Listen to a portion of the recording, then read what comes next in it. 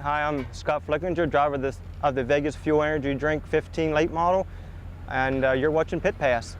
Thanks, Scott. By the way, Scott finished 10th at Port Royal on Saturday. Since we're on the subject, one of the big events for this coming weekend is the O'Reilly All-Star Circuit of Champions sprint car races at Port Royal on Saturday and Sunday. I sat down with PR Director Craig Rutherford to discuss this two-day show. Looking forward to this coming weekend at Port Royal Speedway, May 8th and 9th. The O'Reilly Auto Parts All-Star Circuit of Champions sprint cars are coming into the Speedway. All the traveling cars and stars from throughout the region, Midwestern cars, along with all the Pennsylvania Posse drivers. The sprint cars are here Saturday night, along with the Henchcraft Chassis Sidewinder Division, which is a support class. And that action starts at 7 o'clock Saturday night.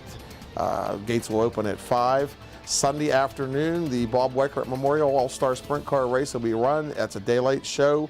Time trials start at 3 o'clock. And again, that'll be a sprint car only show. So we're real excited. Everybody that's anybody on the East Coast and the Midwestern cars will be here for sure. And we're looking forward to a big weekend of racing here, and all the campers and fans will be here for the weekend as well. So it's going to be a great weekend of racing. It will be a strong field. Craig feels that some of Port Royal's regulars have a strong chance of winning. Greg Hodnett has to be a factor. He has beat the All-Star Circuit of Champions and the Outlaws consistently. He won the last race here at Port Royal before that All-Star event is going to be run, so he's ready to go. Todd Schaefer is certainly a factor. Tyler Walker has raced with the All-Stars and the Outlaws over the years and is a regular at Port Royal this season. So any one of those three right off the top of my head could get the job done with no problem. For local drivers such as Cliff Bryan, racing against the All-Stars is a welcome challenge. I think we can be pretty competitive with them. I mean, we're just doing it for fun.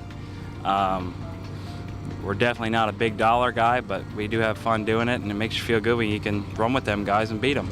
Cliff has been a strong supporter of the track.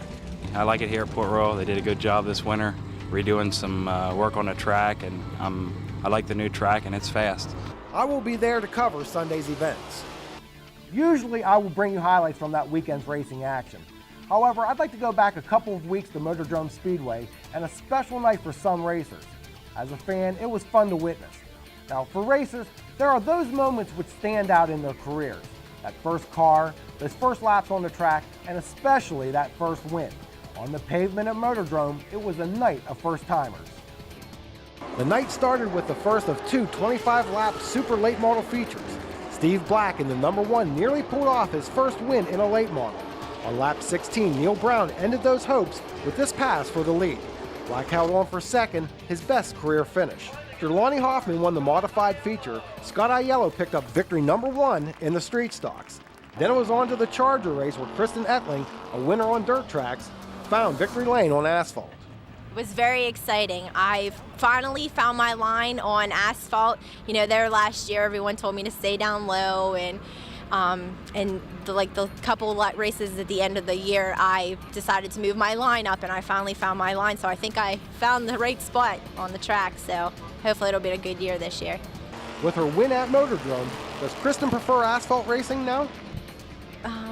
I really like the dirt, but it's just too expensive. But I think, you know, racing here a few more times on this track, I'm feeling more confident in myself on asphalt. But yes, I definitely prefer on dirt. So, are there more victories and even a championship in her future? I was just going to say it would be really exciting to have that title, and, you know, to show everyone that, you know, a girl can get out there and race and do the same thing as those boys. The next race of the evening saw Bill Schwartz victorious in the Super Compacts. Think he was a little excited? Congrats, Bill. Finally, it was round 2 for the Super Late Models. Number 51, Todd Price, took the top spot on lap 5 from Chris Bailey Jr. For the next 20 circuits, he was able to hold off 3-time and defending champion Mark Catone. Although he's been successful in trucks and limited late models, this was Todd's first Super Late Model win. Feels great to be back in victory lane, especially in the late models. I didn't think it was going to happen there for a long time, but we got another chassis and it was working great. For 51 Motorsports owner Dave Mann, this was also his first win. Yeah, Todd's been doing a great job, but we didn't have a good car for the first 3 years. So we got rid of the left-hander. We got this Port City, and it's a really good car. Todd and Terry and everybody worked really hard on it all winter, and we're just real pleased we came out with the win on opening night. Yeah, it's we struggled the last 2 or 3 years, and I'm glad it's finally coming together. I was glad to get him his first win for all he does for the team stuff, put in the past years and stuff. Congratulations to all the winners. On a side note, Kristen Ettling won her second feature this past Friday at Motordrome. Now, you saw the interview with Todd Price and you saw the girl flying through the screen. Can we take a look at that again? It looks like she was pretty happy about seeing Todd win. I believe I can fly. Okay, I don't know what else to say about that, but I do have to say that's going to wrap up this week's show. Thank you for joining us, and I want you to keep one thing in mind. If you want to contribute to the growth of our sport, quite simply support those who support racing. See you here next week.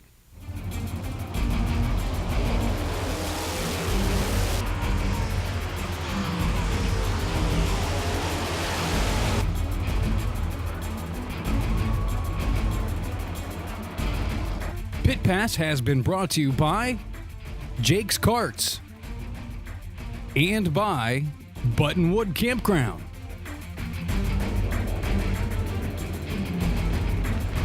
This has been a production of WHVL Sports.